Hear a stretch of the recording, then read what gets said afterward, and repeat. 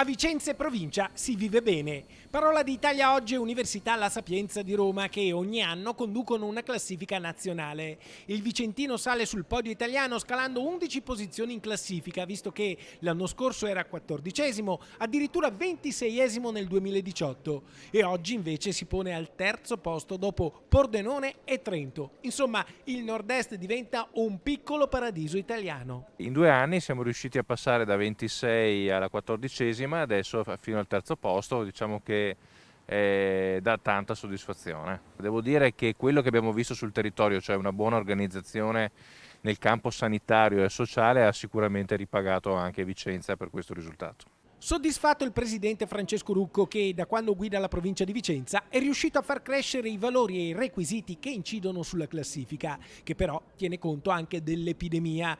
Le province più colpite dalla prima ondata di Covid pagano pegno e calano di posizione. A contribuire positivamente in modo determinante è la sicurezza, ma anche il sociale, il lavoro, il reddito, l'istruzione, la formazione, la salute, il tempo libero. È un risultato sicuramente positivo che ci fa ben sperare anche per il futuro, una terza posizione che mai era stata raggiunta negli anni precedenti e quindi un risultato che ci spinge a lavorare ancora di più per il nostro territorio.